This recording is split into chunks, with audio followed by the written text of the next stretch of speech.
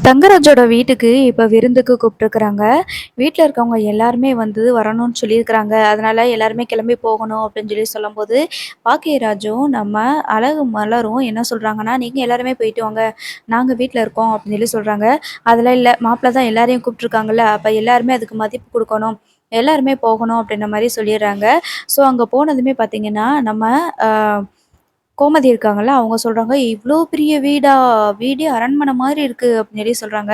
அதுக்கு தங்கராஜ் இருந்துட்டு, "ஆமா, அ ஆமா எனக்கு இவ்ளோ பெரிய வீடு இருக்குது. இதெல்லாம் கொஞ்சம் கம்மி தான். இதே மாதிரி எனக்கு தோப்பு இதெல்லாம் நெறைய இருக்குது" அப்படின்னு சொல்லுவாங்க. "பரவாயில்லையே! மாப்பிள ரொம்ப வசதி தான் போல இருக்குதே" அப்படின்னு சொல்றாங்க. "ஆமாம்மா" அப்படின்னு இருக்கும்போது ரேவதி வராங்க. வந்துட்டு, "எல்லாருமே வாங்க, எல்லாருமே நல்லா இருக்கீங்களா?" அப்படின்னு கேட்டுருக்காங்க. "என்னம்மா நீ நல்லா இருக்கியா? பிள்ளைங்க என்ன செய்றாங்கன்னு?" சொல்லிட்டு கோமதி வந்து பேசிட்டு இருக்கிறாங்க. அப்ப சரி எல்லாருமே வந்துட்டு உட்காருங்க போய் எல்லாருக்குமே காஃபி கொண்டு வா அப்படின்னு சொல்லிட்டு ரேவதி கிட்ட சொல்றாங்க. எல்லாருமே வந்து எல்லாருக்குமே வந்து ரேவதி காஃபி எல்லாமே கொண்டு வராங்க. ஆனா மலரும், பாக்கியராஜும் மட்டும் நின்னுட்டு இருக்கிறாங்க. மத்தவங்க எல்லாருமே வந்து உட்கார்ந்துருக்காங்க.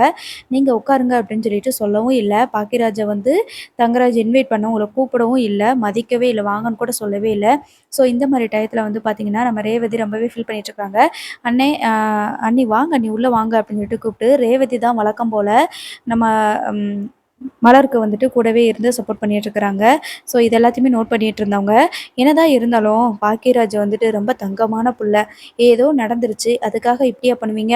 வீட்டுக்கு வந்தவங்கள முதல்ல வாங்கன்னு கூப்பிடணும். நம்ம எவ்வளோ பெரிய ஆளா இருந்தாலும் அப்படின்னு சொல்லிட்டு கோமதி சொல்ல, உடனே கண்டவங்களலாம் அந்த மாரி கூப்பிட்டா என்னோட ஸ்டேட்டஸ் என்ன ஆகுறது?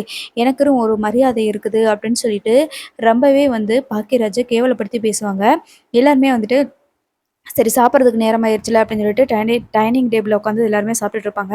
சாப்பிட்றதுக்கு எல்லாருமே உட்காருவாங்க. அப்ப ரேவதி இருந்துட்டு, பாக்கியராஜையும், மலரையும் நீங்க உட்காருங்க அப்படின்னு சொல்லும்போது, அவ்வளோதான் இடம் இல்ல. மத்தவங்கலாம் கீழ உட்காந்து தின்னுங்க அப்படின்னு சொல்லிட்டு இந்த தங்கராஜு சொன்னதுமே, நம்ம பாக்கியராஜுக்கு பயங்கரமான ஒரு கோவம் வந்துரும்.